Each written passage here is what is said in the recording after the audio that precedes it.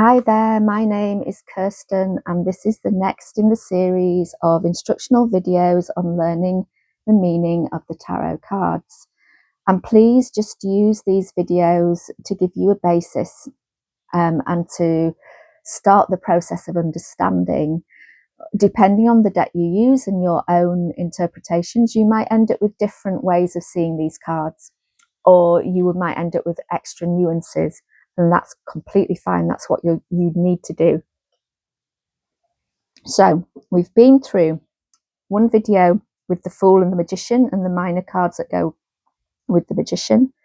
We've then had the High Priestess, the Empress, and now we're on to the Emperor. So if you remember with the Empress, she was like bringing these two, the gifts of these two into the mundane world to create from. The Emperor is also in the mundane world. He is the Fool, now taking into account everything he's learnt so far and feeling more stable and secure. He's built a foundation to work from now. He's got the tools. He's taken a leap of faith. He's got the tools he needs. He's got the dream and the intuition to help guide him. And he's got a place to create from. He's got everything to create with. And he's started to expand his creation. He feels more secure now. He can take ownership of what he's done. He can be the leader. This can also be a father figure and that patriarchy to the matriarchy of the Empress. These can be divine counterparts if they come up together in a reading. So if it's a love reading, for instance, these could be a man and a woman, or male and female energies that work well together. She is the creator. She's more fluid, nurturing. She's the mother, and this is the father. He has more of that authoritative leadership, but he's kind and he has a lot of wisdom. He's not, we say patriarchy and think of it in a negative way, but patriarchy doesn't have to be negative. It's just the one that we've experienced that has been more negative. So the Emperor is standing here in his royal robes, and he is also connected to the whole zodiac, just like she is. And he's making it more substantial. Can you see? His zodiac is more substantial. He's using the creativity of the feminine to really create something that is going to take him forward on really rock solid foundations. Excuse the noise in the background. There's planes rather low. So let's look at the minor cards around him.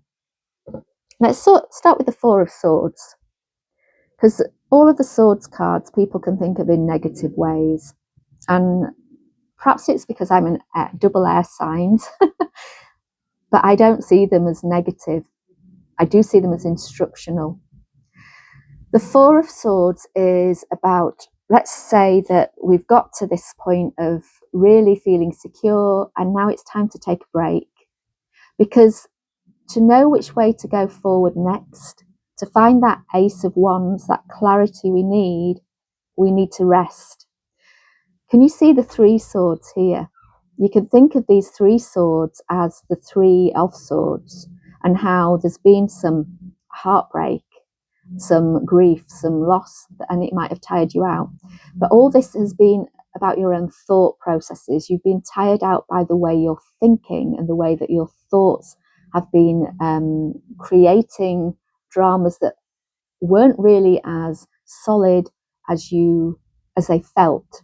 So when you rest and recharge, you get to stand back from them and you see them in a different light, and you begin to clear these problems and actually get the clarity you need. The Four of Wands is a lovely card. It's really feeling solid in that foundation. But remember, this is your fire, your passion. So it's often to do with relationships. It can even be a card of marriage, but also it's mainly significant commitment. So we have this couple standing here with a child. We have the fertility of the rabbits. Also, it could be timidity of the rabbits. It could be running away from commitment. So just bear that in mind. We have the dragonfly here that has transformed from the watery depths into the mundane world. So it's like you've transformed those emotions from the Three of Wands. Let me show you. You've transformed from the Three of Wands of seeing your ship coming in to actually committing to that ship, so that the foundation you are creating is really strong, and you're beginning to find other people coming in. You know, we had the Three of Cups, other people coming in, and we had the Two of Cups, the relationship starting with somebody else or with a new part of yourself. So the Four of Wands is a card of celebration, because you're committing to something that's bringing you into a really stable, solid place to move forward from. The Four of Cups. People can see this as a negative card, and I don't see it like that at all. He does look a bit dreamy, which is fine. We're talking about emotions. We're in that dreamy state. We're in that, not in the mundane world when we're talking about emotions. This person has had some disappointments before, but if you look, these three cups are upright. They've all taught him something. They've not been wasted. It's not been wasted energy, wasted emotion. A lot of the time, people read it as being disappointed in love. I read it as being bored, or as well, with how things have been. So it's not just disappointment in love, it's that I'm bored with how things are, I need to change something. And he's sitting under the tree dreaming of how to change it. And right in front of him is another cup being offered. Now, sometimes he's not seeing that cup, depends on what else is in the reading. Sometimes he's not seeing it at all, it's not obvious yet. Other times he's just dreaming about it, what could be. Other times he's being offered it and he's a little bit tentative because he's been burnt before.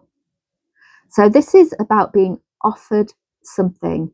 It could be love, it could be a relationship, but it's about something that you do love, that will bring you love and happiness and better stability and security than the things that you have tried in the past. And we did the Four of Swords, didn't we? We're Four of Pentacles now. So the Four of Pentacles is the earth energy, the stability in that, in your finances, in your abundance, in your health. This man has made some pentacles and he's holding them very close to his chest. It's like he doesn't want to let them go.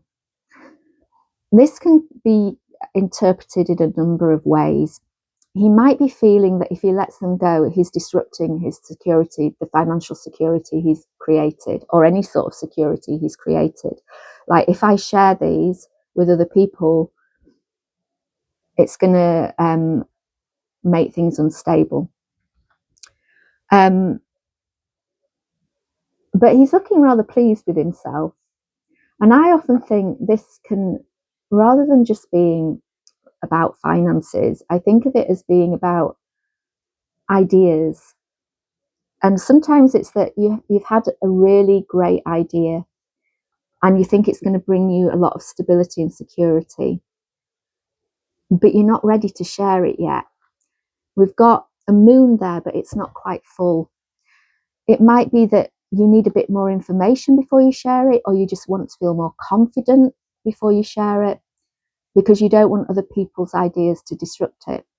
So you're keeping it close to your chest. Sometimes, and again, it depends what the other cards are in the reading, it's about, if you, for instance, if you had this with, and this is just a for instance, just so that you can see how things work together. If you had the Four of Pentacles with the Two of Cups, it could be read that you have a new relationship that you don't want to let go of, or you have a relationship you don't want to let go of. It's really given you stability and security, and you know it's worth keeping hold of. So if there's some disruption in a relationship, you still know there's something to keep hold of in it. So that's just an example of how it could be read with a different card. So that's the Emperor in a nutshell, the divine counterpart of the Empress. We've had masculine, feminine, feminine, masculine. We're bringing everything now, these balanced parts, out into the real world. And we've got a really good, stable foundation where we have a feeling of leadership and authority over where we want to go next. So I hope that was beneficial. Please like, subscribe, share, comment. I'd love to know how you feel about the Emperor and the minor arcana cards that go with him. And yeah, thanks for watching. Watch out for the next episode.